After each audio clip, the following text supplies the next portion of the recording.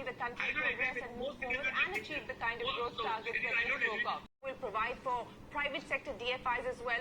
How are you now reading the infrastructure story and what it can mean for growth in the next 3 to 5 years? I see so much of money coming into this country that we will not be able to absorb it, I'm afraid. Second thing is, I think the budget deficit for the first time is around 9.5% in the current year. I think it will be between 8.5 and 9. And the extension of 6.8, it will be between 6 and 6.5.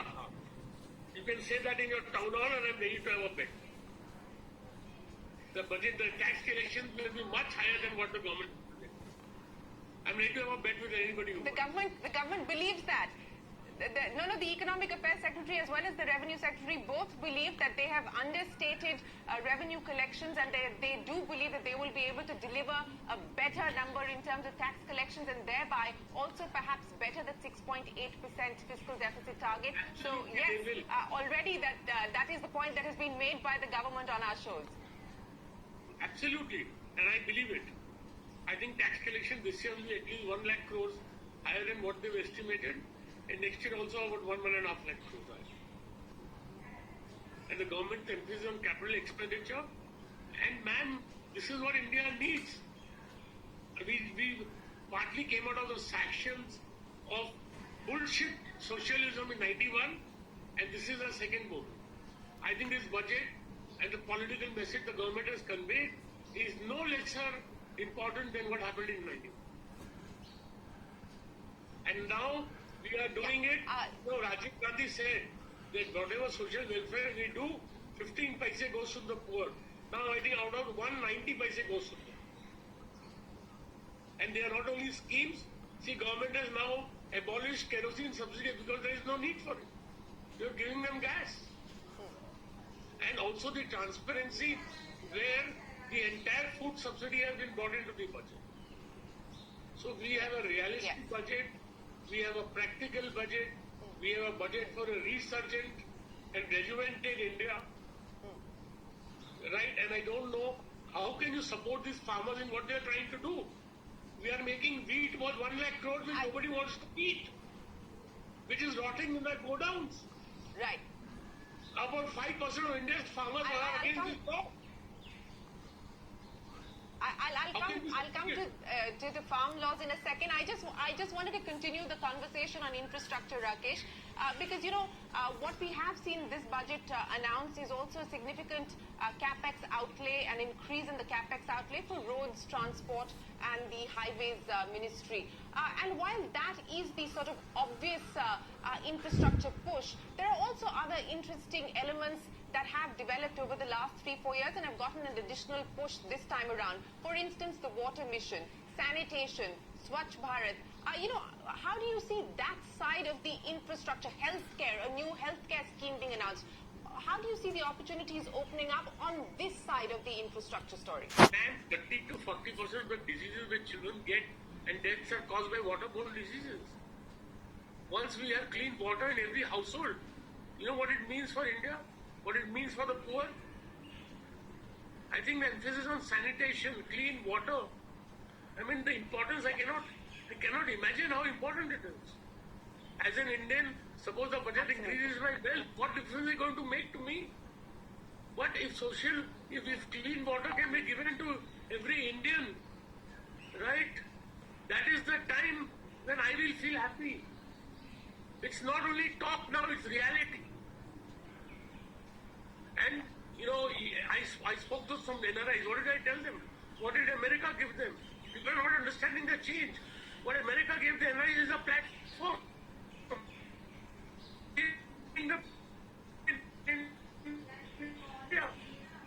On the energy unleashed, you don't know what can happen in this country. And I'm not some politician. I'm Rakesh Jhunjhunwala Share Bazaar Road Chaff.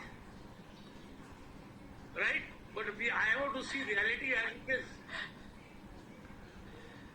I'm not talking this. Yes, But do we realize that if we don't have growth, even if we don't have growth, where will we get the money for social justice? Absolutely. There's absolutely no argument with that. There is no argument with the growth, with the fact that we need higher growth to deliver on social justice. But you said you're not a politician and you're speaking as Rakesh Jhunjhunwala, the big bull.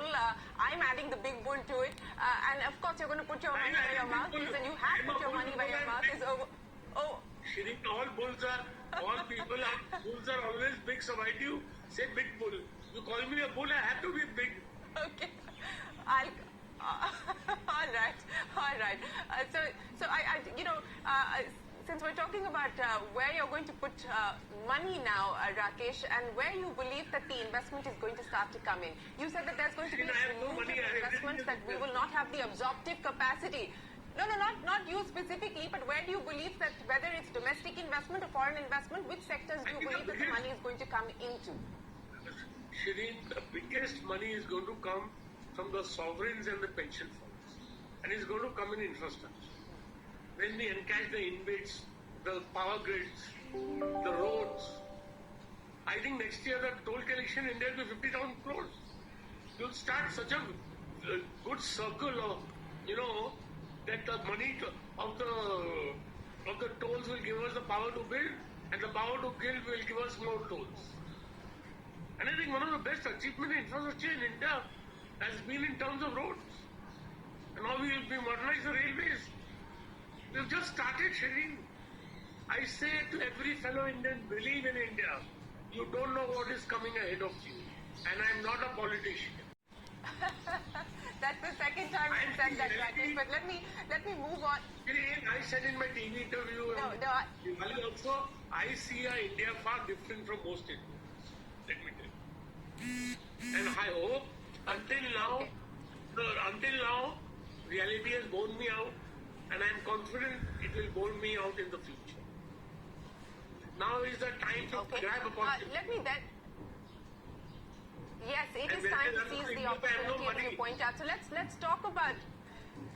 No, I get that, but let's talk about seizing the opportunity in a sector which is a sector that you've long focused on, Rakesh, and that has to do with financial services and the financial sector in general. You were very clear you wanted to press ahead as far as this. I don't want to talk about any sector. I think there's going to be a relay race. All sectors are going to do well. I'm asking you. I'm fully I'm not asking you stop. I'm not asking you about stop. Every sector is going to do well. There is going to be a relay race. It's a buffet. Buy what you want, but don't overeat. Yes. And I'm already fully invested, carrying the highest leverage of my life. Right? So I have no scope to buy anything more. You have no scope to buy anything more, fully invested, but Rakesh, I want to come back to the financial space. Yeah, I think I'm bullish on it. And that's the headline that's flashing on our screen. That's the headline flashing on our screens. What do you make of this AMC, ARC structure that the government has decided to put in place? And additionally, talk about privatizing 2 public sector banks as well as 1 general insurance company. Now, of course, the execution, the timeline, and so on and so forth, it requires legislative amendments. That will go through and perhaps will take its own course at its own pace. But, directionally, what will this now mean as far as this ecosystem is concerned? Actually, it's very positive. The government is withdrawing from business. The government has no business to be in business. First time we're talking about privatization instead of disinvestment. Government has been bold enough to talk. I think politically, the Prime Minister has decided he is going to take what steps are required in order to propel India's growth, whether they are politically acceptable to others or not. And Shireen, it's so difficult to bring change in India. I don't know for what these farmers are protesting. What are they protesting? So the biggest message of the budget is the government is going to do what it needs to do in order to propel growth and efficiently work for social justice. And social justice is not high taxation. It's not robbing the rich and paying the poor. Yes. Promoting growth, having a bigger economy, and using it justifiably for the right purposes. Well, I think that was very well appreciated, the fact that we didn't see any higher taxes coming in, which was perhaps... Shinin, if you hear the calls of Facebook, Google, all of them are pointing out, go and see what's happening to technology in India. In America, they had to post the checks to every American. In India, we could credit the amount directly into the bank account. Yeah. Everybody is saying that every country needs the NPCI system than India. Man, I haven't gone to the office for 10 months. But I have not one day, except on my birthday. I have operated very, very efficiently. How? Why? Yes. So, ma'am, Without a doubt, as far that is another side of the story that you're excited about, and we've seen many startup companies deliver on the fintech promise that you just spoke of, Rakesh. But you know, what is this now going to mean in the near term, Rakesh, as far as the markets are concerned? Today, we're just flashing on the screens, record closing highs, especially look at the way that the Nifty Bank has done. In the near term, how do you see the markets trending? well, there's only one way up, one path, that is up. You had a move from 7,500 to 14,500. You had a correction that lasted 5 trading days or 6 trading days. The market came to 13,600 and it's taken off like a bomb. So, you know, it's a typical bull market correction, sharp, swift and short. समझने वाले समझ गए जो ना समझे वो अनाड़ी. You're in a mood, Rakesh Jhunjhunwala, today. Do you want to sing another line? No, I'm just telling you this is the reality. Ma'am, I don't control the markets. I always tell you markets are like women. Always commanding, always mischievous, always uncertain. Always volatile, always exciting. Markets are like the weather, whether you like it or not. I don't know about that. I don't know about that. I know men who are very volatile. I know women who are very stable, very strong. Markets are like the weather. Whether you like it or not, you have to bear it. So what is the market conveying? Yes, that is true. What is there to ask? There's not to question why, there's but to do and die. Said Lord Tennyson in the charge of the night. So I have learned never to question why. Yes, never question which way the money is moving and which direction it's headed to. But Rakesh, let me ask you. You and all your fellow TV anchors are explaining to me from 7,500. This is a liquidity rate rally. This is benefit of fundamentals. सब फंडा का हो गया mental. I'm hearing on your TV channel from 8,000. Mr. Anuj Singhal, that other lady, Lata, this is all liquidity led. This is not realistic. They will realize reality at 20,000 Nifty. Ask Anuj whether this is liquidity led now or is it fundamental led? I don't think that the case has been made that this is a pure liquidity-driven rally, Rakesh, at all. I think that there has been plenty of comments, of data put on the table to suggest why this is more than just a liquidity-driven rally. So that point I have to. Shirin, the only business channel I watch is CNBC. You ask Mr. Singhal. Well, that's good. You have good taste. Yeah, I have good faith, but I always listen to them. This is a mad market. This is liquidity-led rally. All rallies are liquidity-led. But what do you... Because the demand is more than the supply. Sure. But Rakesh, if I can draw you away from liquidity and the global risk on and risk off and focus much more on the domestics, because as you pointed out that this is a buffet and you believe that practically every sector is going to... See the difference that America is having, the highest level of corporate profits to GDP. India is having the lowest level in its history. Right? Second, America 30% household wealth is equity. In India, it's not even 5%. So we are at polar opposites to America. Even if the American bull market dies, it doesn't mean the Indian bull market is going to die. Understand, we are at pole apart. I agree that the worldwide liquidity has contributed to the increase in stock prices, but that is not the only factor in India. Right, and we have a long.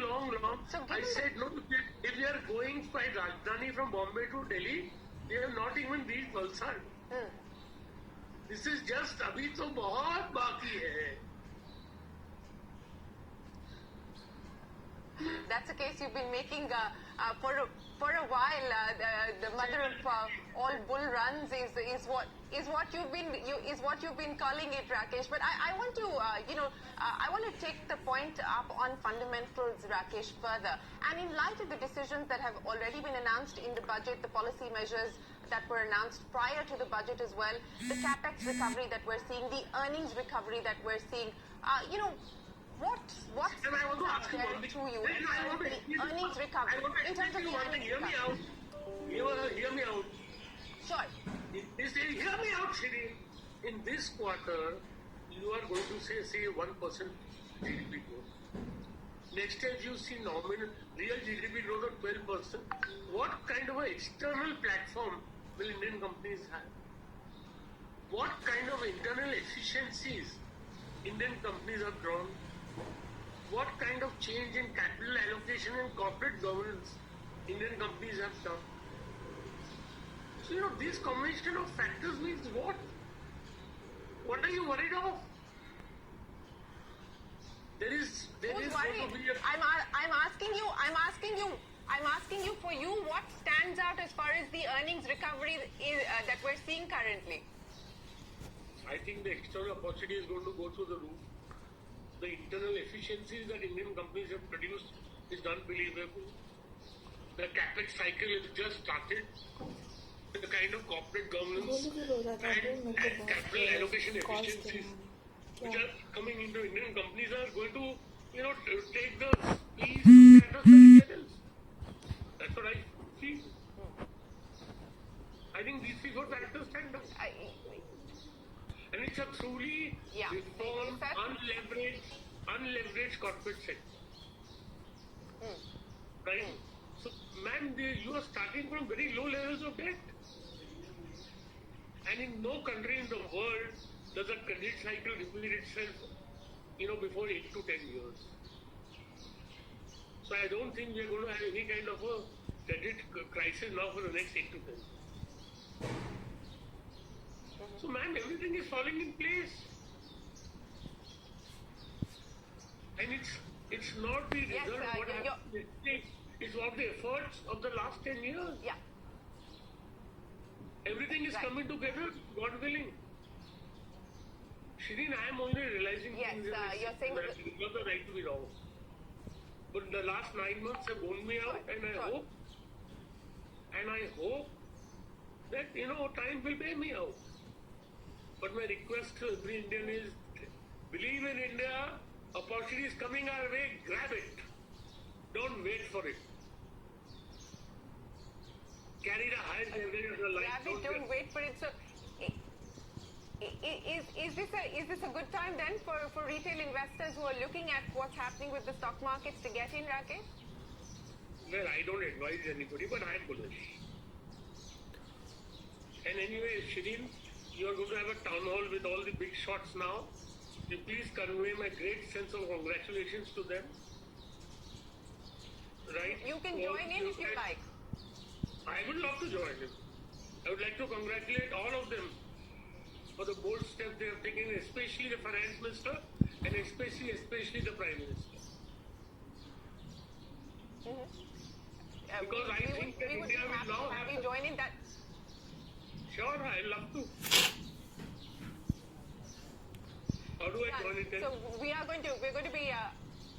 we'll connect you back on Zoom right here at 4 o'clock when the secretaries join us for the town hall. We'll get you right back on. So before I take